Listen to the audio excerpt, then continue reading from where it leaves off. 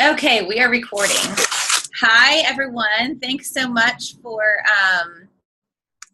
getting on. I know it's like kind of an odd time of the day to get on a leader's Zoom, but I wanted to go ahead and share with you guys some things that really were on my heart and just kind of be super vulnerable with you guys. And Sam happens to be home, so it works out great. So anyway, thank you for taking the time. I'm sorry for all the shadows in my face. But this is the only place that I could actually hide away. So I'm on our front porch. I'm just going to be, I'm going to be totally vulnerable with you guys and just really, I feel like God is really doing a lot of stuff on our team, but also like really in my heart. So I kind of wanted to show you the progression.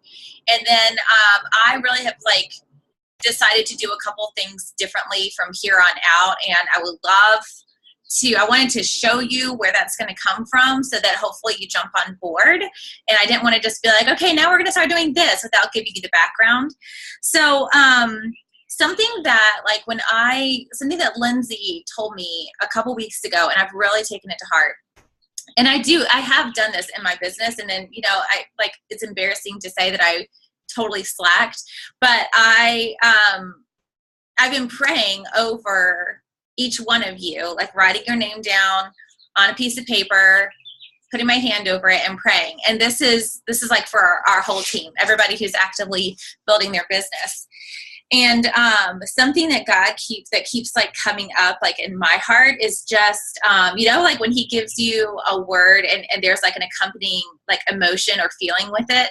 So he's been giving me just this phrase, like, let it rain, from me to him, that he wants, and the feeling that I get is that he wants me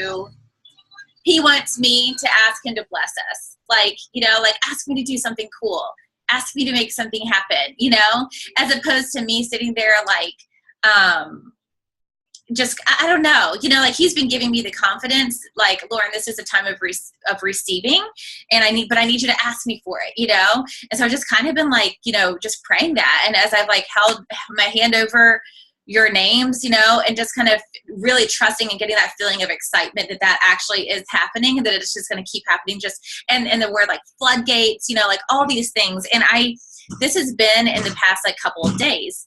And when I was when I was listening to that training about going area or being an area manager producing machine, it wasn't at all what I expected. I thought it was going to be about area, right? Like it wasn't about area at all. It was about vision and all these kinds of things. And anyway, so then after that, like everything kind of coupled together really has like kind of moved me to have this call with you guys. But there's been a huge shift in my heart. And this whole like let it rain thing, the floodgates, all that kind of stuff has come after the shift in my heart that started at GTC. And I know that I share with you guys a little bit about, what my takeaways were from GTC and how impactful it was. But before GTC, I think I was like looking at Nation, I was looking at Nation and being totally scared by it. Like all the numbers that I needed to hit, the amount of growth we needed to do. And I just like kept wanting to like hang on Lindsay's coattails. Like, I'm not ready yet, and she kind of kept being like, Nation. And I was just like, oh yeah. But like inside I was just freaking out, like, what is that going to look like? How am I going to do that? Sam's about to deploy. Kids are, like all those kinds of things. And so anyway, so in my mind, and I know I had like told a couple of you guys this, but in my mind, I was like, it's going to take a while. Like, yes, I'm gearing up for it. I know that we're going to be a nation, but like I signed up to run a marathon. I use that like term with you guys a couple times. I signed up to run a marathon and it's going to take a little while, but I'm running the marathon. Like the marathon has begun. I'm starting to build this nation team. So anyways, that was pre-GTC. Then as soon as we were there, like the feeling that I got as soon as like I went into that auditorium, that huge, massive arena, and like kind of looked around at our team that was there, and we were within this like, the wing of Lindsay's team. And I was just like, we're ready. Yeah, what am I doing still sitting here underneath the wing of, I know that we are ready. It is our time, like right now, we need to go right now. And so there was this huge, like immediate shift. And it was the entire weekend of just like almost kind of an annoyance of being there that I just wanted to get home and start, you know? And then, I mean, that was in April. And just so you know, when we were at GTC, we were at, I'm going to like I said, be vulnerable with you. We were at like, I think we left the weekend at like 15,000 as a team. We ended at 60,000. That's how much we grew in 2 weeks. And I saw what God could do. Like, I was like, whoa, this is happening. It's coming. Y'all are taking your own vision. And then it was really cool because, you know, he kept giving me that term about nations upon nations, you know? So anyway, this is all leading up to me realizing that I'm not supposed to focus on nation even. I'm supposed to focus on beyond, and nation suddenly feels like nothing. And the reason being is because I was really focused from the very beginning of my business. I was focused on region, and I got there pretty quickly. But then once I got there, I didn't know what to do. It just seemed like this big old, like, okay, now I'm here. Like, I haven't even thought about that. I just went into it. And let's see, there we go. I just wanted to go region. And so that has kind of been a fear of mine of like, well, I don't want to focus too much on nation because I don't want us to get stuck there. You know, like, I don't want to just be like, oh my gosh, nation, nation, nation. And then everyone halts, you know, I halt and all of you guys halt. But I didn't have the bravery to go beyond yet. So that's what God was kind of shaking out. So I'm focused on beyond. Nation feels like nothing. And honestly, in January, one of the things that Deanna Heron told me was, you know, you need to focus on sponsoring 8 new area managers. If you do that, you're going to promote 2 regional vice presidents and you're going to have 8 new area managers, and it's going to be like, that's going to be your nation. And I was like, okay, cool. And I've been focused on that. And look at how many people like are either in qualification for area or going area, you know, like, look, like what you focus on, you create. And that's what I've been focused on. But I was just kind of feeling this from like this, like this hesitancy with focusing on area anymore, because I don't want to get to that point where I put you guys in the position of like, oh, now we're at area. Now what do we do? You know, because I know that we're going beyond that. So, I have adjusted my vision to having nothing to do with nation.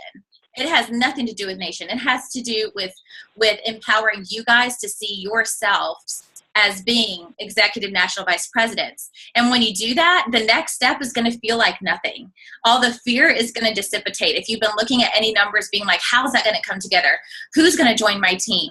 How many parties am I going to have to do? I'm at work. Like, how do I have time to do all this stuff? That all falls away. All the fear and all the like hesitations fall away, because suddenly you're excited about not just the next step, but like beyond that and what God is actually calling you to. Because I don't think that he called us into this business to be area managers. So I don't want to like, or district managers or regional vice presidents or even national vice presidents. He called us to be executive national vice presidents, because that means that we're blessing tons of other people with it. And we have imparted vision to someone else who's taking it and running with it. So, what I'm really challenging you guys to do is to allow your vision to adjust to what your heart truly feels called to. And that is what I've done, is to be like, get really deep, you know, and be like, what do I really want? Do I want to be like a comfortable region, being like, yeah, let's talk about nation. Like, yeah, that sounds great. That's what I'm supposed to talk about, right? Because that's the next step, you know, or am I going to focus on 160,000 to qualify for nation? And then we stop there, you know, like, no, my heart truly desires a huge, massive team. And I want to have nations upon nations upon nations and a sea of Mercedes, you know, that represents all the people who've been changed because our vision changed. And so I want you to, you know, really like, you know, I'm asking you this question of, you know, if you were to sit down and give yourself some time to be like, you know, not just like, what am I going for this month? You know, where do I want to be by the end of this year? Those are great questions to have. But in Arbonne, you know, when you allow your heart to truly speak, what do you really want from this business? You know, and don't be afraid to write that down and be like, okay, this is what I really want. You know, I really do want to make X amount of money, you know, or I really do want to, you know, found a nonprofit or do all these things that sound so grandiose. But the thing is, you guys, there used to be just a couple successful people in Arbonne. And it was, you know, it was Cecilia Stoll, Deanna Heron, Miranda Burcham, you know, the veterans of the veterans, Donna Johnson. they were the ones who were changing the lives and creating the, you know, the nonprofits and all those kinds of things. But do you see all the people that were at GTC this past year doing all of that?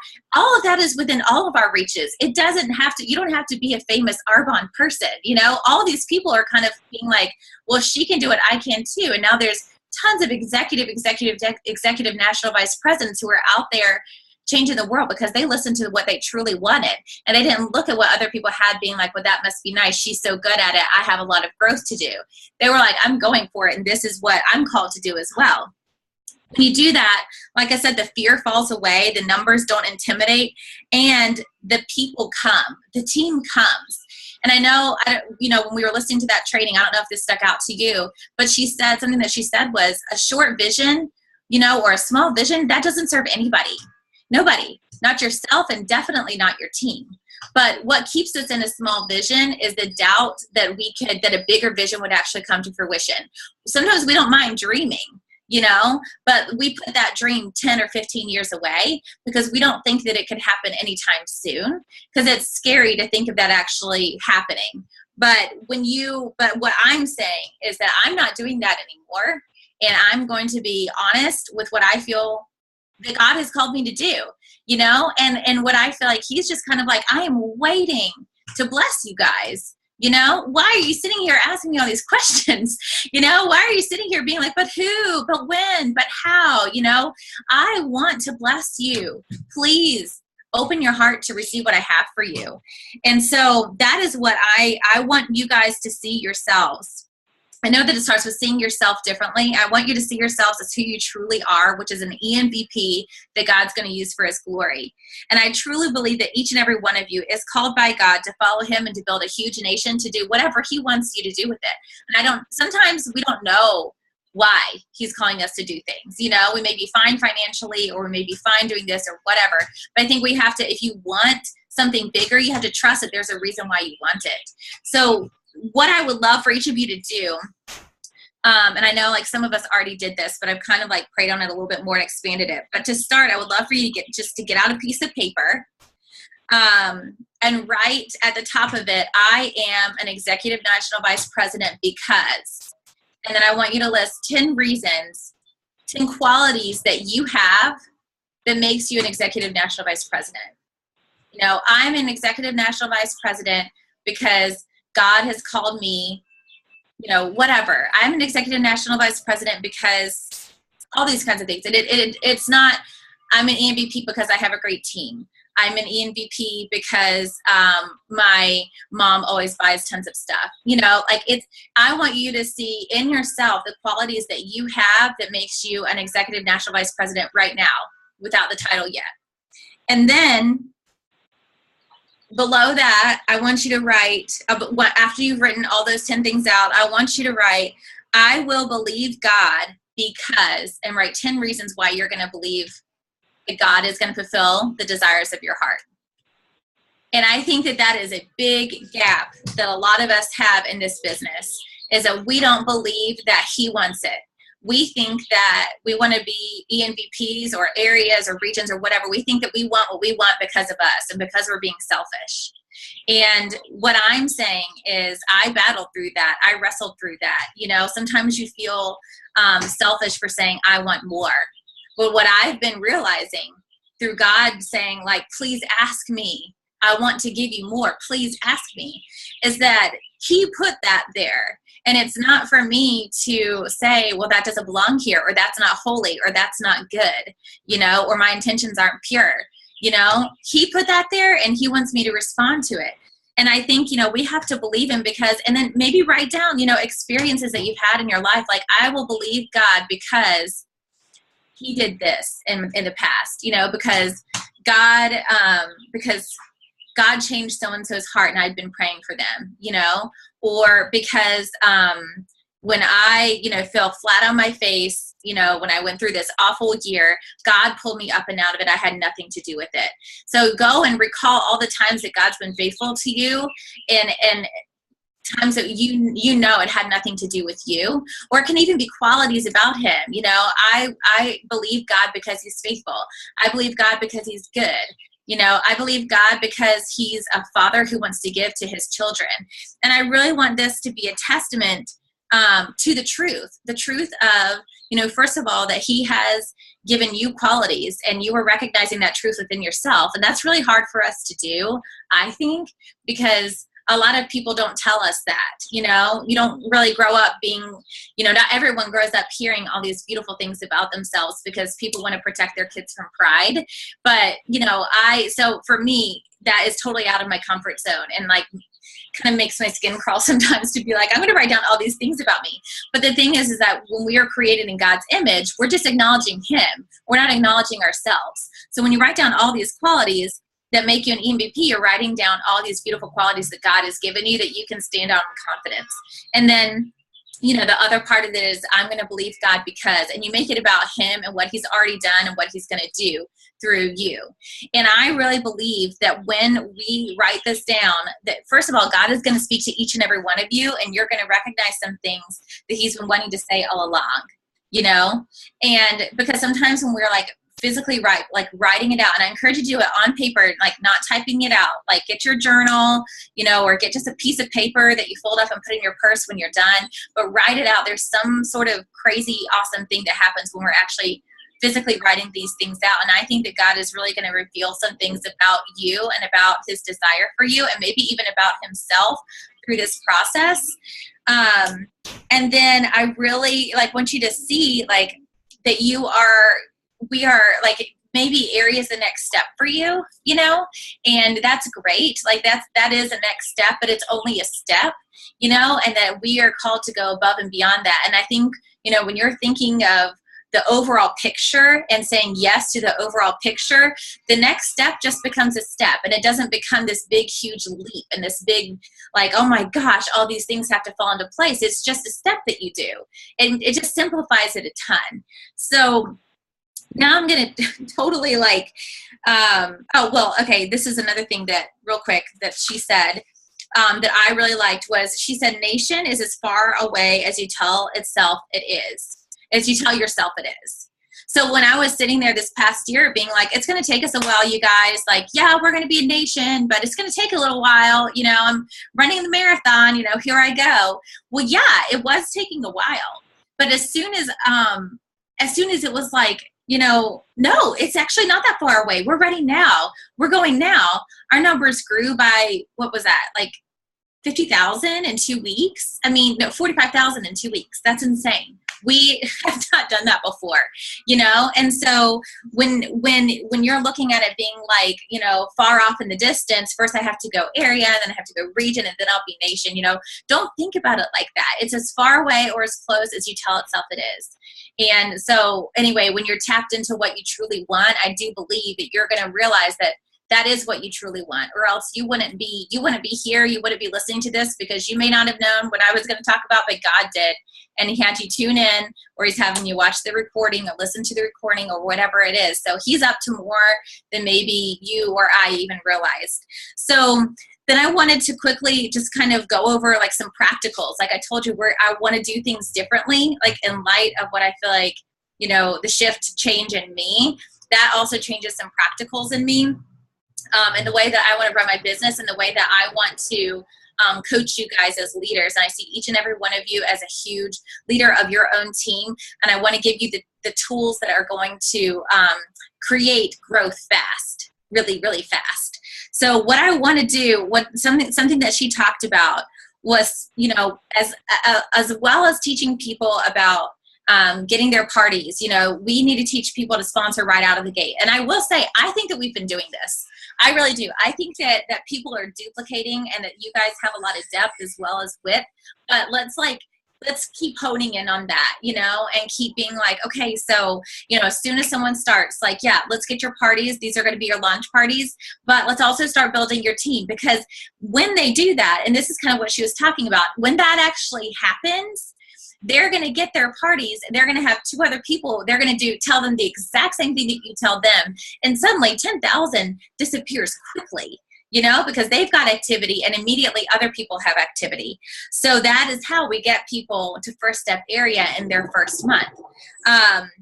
And again, that kind of leads into another thing, change your vocabulary. We don't really need to, and I remember JD and I talking about this recently, we don't really like talking about Strong Start anymore, unless someone joins in like the last, or district qualification, unless someone joins like at the very end of the month, like Elisa and Katie both joined at the very end of the month, last month or whenever it was, 2 months ago. You know, yes, like district qualification had a little bit more, I don't think it was, I think if we had been like, let's try to do 10,000 in 48 hours, it would have been, you know, okay, that's crazy. You know, maybe it would have been. So, you know, but if people sign up, you know, with even like a week to work with, or 2 weeks, 3 weeks, definitely when they have 4 weeks, like let's build and let's build big and fast for them and show them what's possible.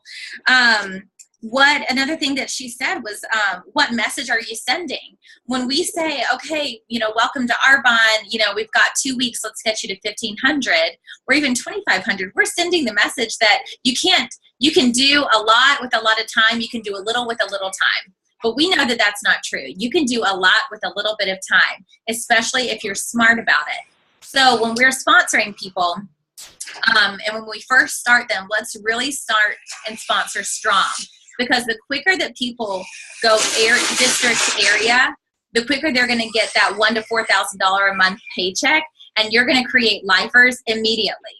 Okay, if people get that $1,000 to $4,000 paycheck, you know, immediately right out of the gate within, you know, 60 to 90 days of signing up, imagine, like, I don't think they're going to be like, you know what, this wasn't worth it.